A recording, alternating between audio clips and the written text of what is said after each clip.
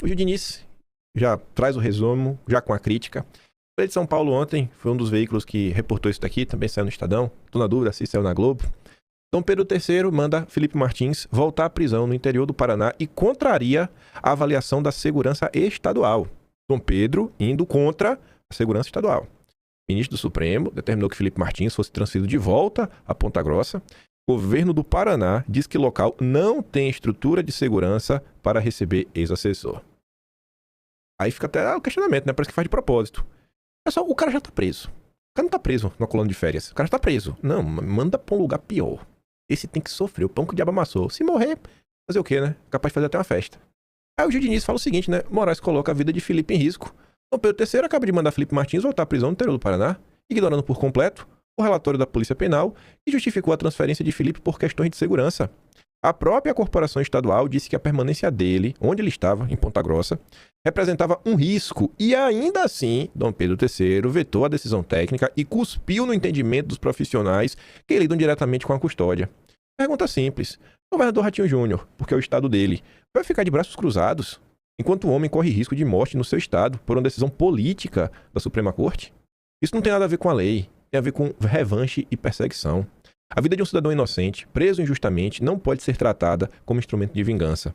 O Paraná tem que reagir, tem que defender a integridade das pessoas sob sua custódia e dizer não a esse abuso de poder que ignora relatórios técnicos e coloca vidas em perigo.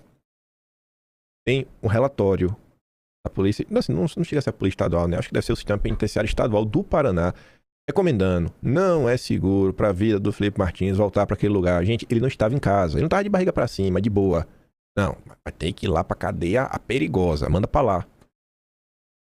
Todo santo dia acontece alguma coisa, assim, não tem mais nada que surpreenda nesse país, a gente fala assim, pô, o que mais? Não falta mais nada, já cruzou todas as linhas possíveis, imagináveis, e até por isso que parte da imprensa acho que tá um pouco mais crítica à atuação do judiciário.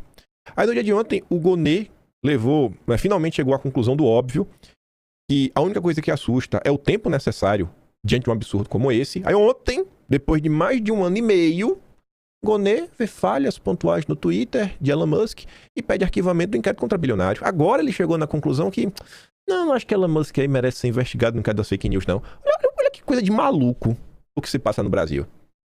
Aí tá ali, ó, o Gonê pediu arquivamento do inquérito que atinge Elon Musk por suposta, as acusações: instrumentalização criminosa do antigo Twitter, suspeita de desobediência a decisões judiciais, obstrução à justiça em contexto de organização criminosa e incitação ao crime. Na percepção do PGR, as hipóteses criminais aventadas não encontram lastro probatório suficiente para sua confirmação. É surreal uma coisa dessa. 1 ano e meio para chegar nessa conclusão e pedir arquivamento. Vou deixar a poeira baixar, né? O que é da fake news? Tá completando agora, né? 7 anos, no mês de março. Aí a Globo foi escrever uma nota. Alguns pontos ok, outros bem safadinhos. Inquérito das fake news completa 7 anos, pressiona Fachin e divide ministros sobre continuidade. Ainda tem gente com dúvida, né? Se vai continuar ou não. E que no que depender do Dom Pedro III, vai continuar para sempre. Ele não tá nem aí. E a Globo já tá aqui para te dizer isso. Aí fala que hoje, o inquérito das fake news é um dos 10 mais antigos em tramitação no Supremo. Além dele, apenas outros 9 processos similares estão em andamento na Corte há mais de 5 anos. Ao todo, tramitam no Supremo 49 inquéritos, segundo a base de dados do próprio tribunal. O mais antigo foi aberto em 2011. Em maio de 2020, Dom Pedro III expediu 29 mandados de busca e apreensão contra, aí quem me incomoda, blogueiros. São jornalistas. São nem comunicadores, é blogueiro, porque blogueiro, né, é quase fofoqueiro. Blogueiro, empresários. Aí coloca como Alan, Bernardo Guista, Sarah Winter, Luciano Hang, Otávio Facuri, ex-deputado Roberto Jefferson, além de determinar quebras de sigilos de supostos financiadores da estrutura. E aí eu pergunto para vocês, o que é que ficou provado? O que é que ficou provado em relação a essa questão financeira? Alguém pode explicar? Alguém pode expor? Quem é que financiava toda essa máquina? Isso foi em 2020. Já tem quase 6 anos. Foi maio de 2020. Passados 6 anos, o que é que foi revelado? Ou não revelaram nada? Não tinha nada de errado. E por 6 anos, estamos nesse ambiente de excepcionalidade. Também foram chamados a depor, aí eu odeio esse termo também, parlamentares bolsonaristas. É porque é como se não fossem pessoas, né, normais. É bolsonarista, meio doentinho. Como Beatriz Kicis, Zambelli, Felipe Barros, Cabo Júnior Amaral, Luiz Felipe Orlando de Bragança, Gil Diniz, Túlio Garcia, todos do pele do Bolsonaro. Aí vai lá, né? Críticas e defesa. Os ministros críticos à atuação do inquérito Argumentam que hoje a existência do processo só gera desgastes ao tribunal, ainda que reconheçam a importância que o instrumento teve para a instituição e para a condução de investigações determinantes. Qual é a investigação determinante? Determinou o que mesmo? Sobre todas essas pessoas aqui. O que é que determinou dessas pessoas? O que é que se descobriu? Até agora não sei nada. Passados 6 anos, eu realmente queria saber. Me expliquem, o que é que essas pessoas fizeram de errado? Quais foram os supostos crimes ou crimes que elas cometeram? O integrante do Supremo, ouvido pela Globo, observa que até mesmo pela magnitude histórica que o inquérito ganhou, seria importante virar a página, pontuando que é incomum esse tipo de processo durar tanto tempo, mesmo com as prorrogações de praxe. Qualquer outro caso já teria sido encerrado há muito tempo, pontua. Auxiliares e gabinetes do Supremo tecem a mesma crítica. Parte dos ministros também avalia que o tribunal precisa discutir uma solução institucional para o inquérito diante do prolongamento. Ele não sabe nem o que fazer. Vai arquivar? 7 anos de perseguição? E todo mundo era inocente. É perseguido à toa. Para esse integrante da corte, o problema não é necessariamente o mérito das apurações, mas a lógica de funcionamento contínua que transforma o inquérito em uma espécie de guarda-chuva permanente. Gomes Gilmar Mendes, decano, sai em defesa do inquérito durante o discurso de comemoração aos 135 anos de criação do Supremo, na sessão de quinta. Segundo o ministro, o processo tem importância histórica. Realmente tem. Um período negro do Brasil. Obscuro. Aí a Folha escolhe, desculpa, a Folha não, o Globo escolhe a dedo, né, algumas pessoas, que é pra criticar, mas passando pano. Coordenador do curso de graduação da FGV de Direito em São Paulo, o professor Roberto Dias observa que o inquérito foi instaurado diante de um momento em que as instituições não conseguiam se defender. Se defender do quê? Se defender do quê? De críticas na internet? Porque não é papel da instituição se defender de crítica na internet. Deveria ser um direito de toda a população.